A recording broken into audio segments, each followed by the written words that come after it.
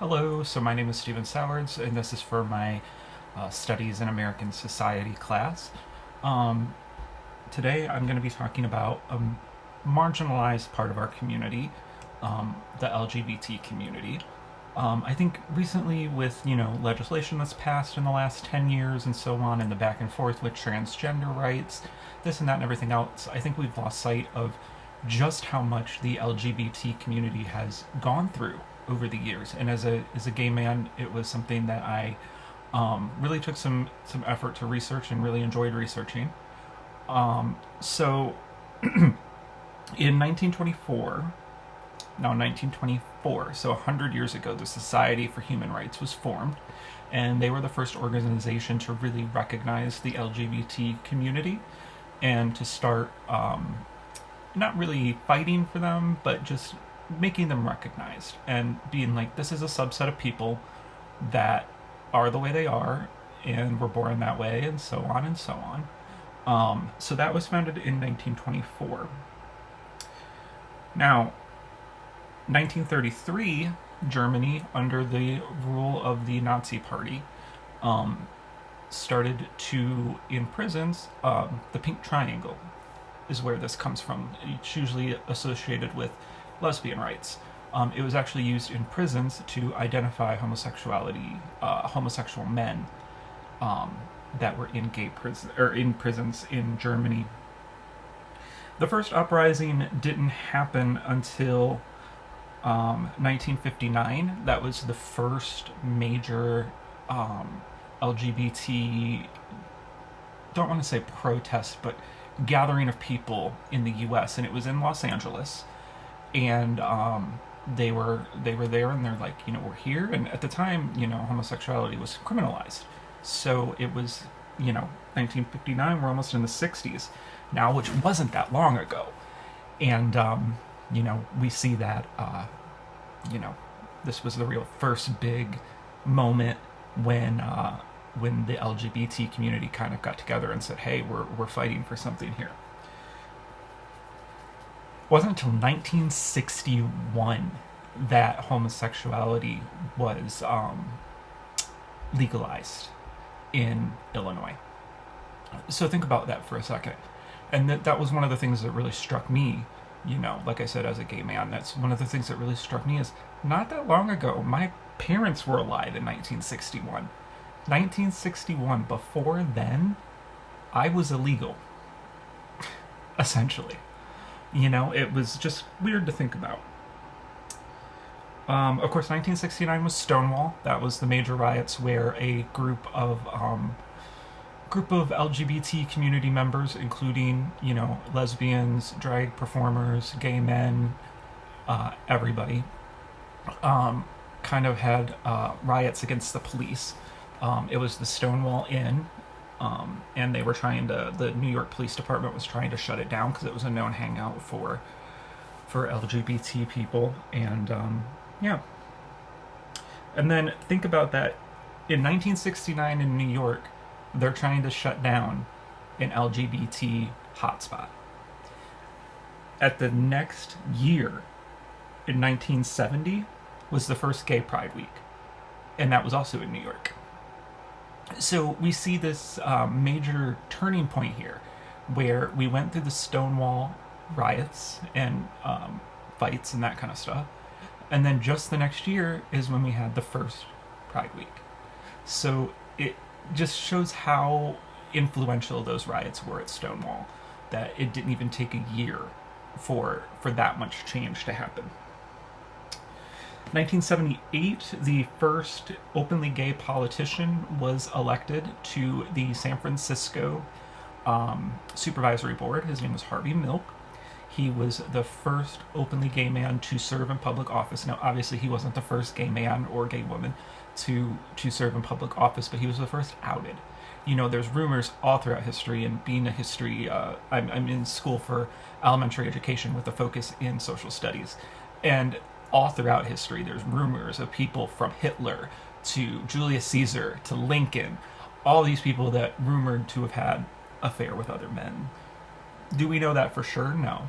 But this was the first real historical figure that that was out there. And like I said, his name was Harvey Milk. He was in San Francisco at the Board of Supervisors. Now we get into some of the stuff where we start to see the unraveling of the gay restrictions. Like I said, it wasn't until 1961 that Illinois decriminalized it. I could have gone to jail if I was caught having sex with another man or being intimate with another man in any way. So that's now we start to get into a little bit of a more unraveling of those restrictions. 1987, the APA no longer promoted homosexuality as a mental disorder. So it wasn't until 1987 that that it wasn't considered to be a mental disorder to be gay. And, that really surprised me because I was born in 89. So to really think only 2 years before I was born, it just blows my mind. 1990, I was 1 year old. We're already in my lifetime here. I'm 34. 1990, the World Health Organization, WHO, said that homosexuality was not a disease. That was the first time that they ever came out and said that. And then 1998, I was 9 years old. Bill Clinton helped pass a anti-discrimination law so that employers could no longer discriminate against LGBT people.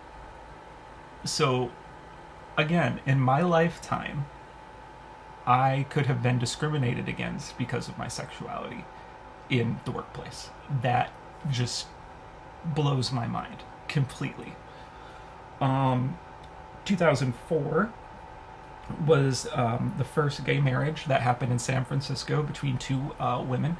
It was actually Gavin Newsom, who's now the governor of California, was the mayor at the time, and he ordered the clerk of courts to start handing out marriage certificates to same-sex couples. So 2004 was the first gay wedding. 2011, I come from a military family. My dad served in the Army for many, many years. 2011, it was illegal for openly gay people, to be in the military. 2011 was the repeal of Don't Ask, Don't Tell, which means you could be in the military, but if you were overly flamboyant, or if you talked about it a lot, or if you anything like that, you could get dishonorably discharged. So that wasn't repealed until 2011. Now, a lot of us know about the AIDS epidemic that happened through the 80s and 90s that really hit the gay community hard. In 2012, Truvada, a drug manufacturing company, made PrEP, which was the first preventative preventative medication to help prevent the spread of AIDS. Again, that was 2012. That was 12 years ago. In 2015, I think we all kind of remember that. That's when the Obama administration passed the legalization of same-sex marriage. 2016, this is kind of where things start to go a little backwards almost.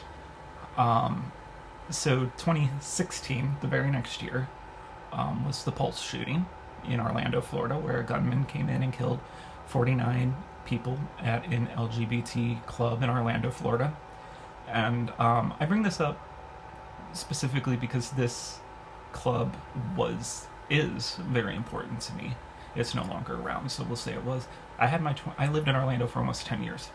I had my 21st birthday at Pulse. I had my 23rd birthday at Pulse.